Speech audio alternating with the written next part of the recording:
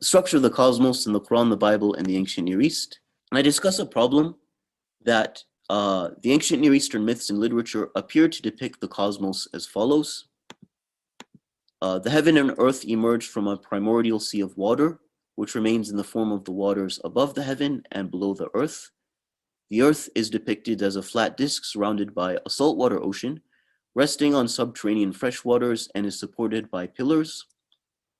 The heaven is a solid structure, usually a dome, resting on pillars, often mountains on the horizons. And it holds up a sea of primordial fresh water, allowing it to fall through gates or windows as rain.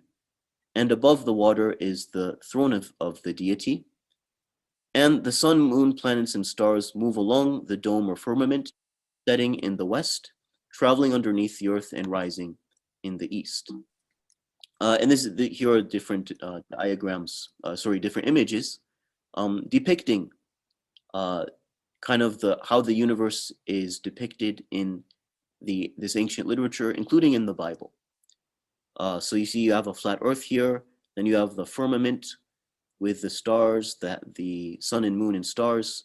Above that are the other heavens, and above that is the throne of God. That's not shown in this picture. And there's a primordial ocean underneath. So what's the problem? The problem is that the Quran, on a superficial reading, appears to reflect these notions in its references to the earth as a surface that's spread out, to the heaven as being like a solid roof, to pillars supporting the heaven, to the orbit of the sun and moon in connection with night and day, and to the water underneath the throne of God.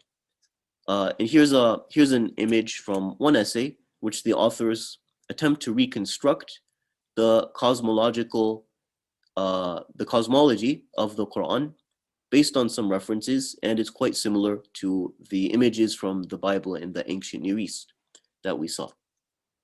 So how did I go about responding to this issue? First of all, this is again assuming that the people of the pre-Islamic Near East actually held these notions literally. And there are very good reasons to think that they did not at all. Rather, they were simply describing the cosmos phenomenologically as it appears from our earthbound perspective.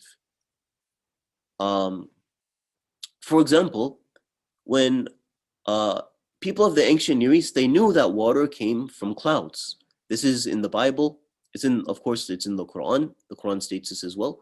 But this was part of just common human experience. People knew that rainwater came from clouds. It didn't come from the opening of gates in the sky, with the sky being a solid edifice. Rather, when they describe it that way, these are merely poetic descriptions. And it's quite wrong-headed to take those literally.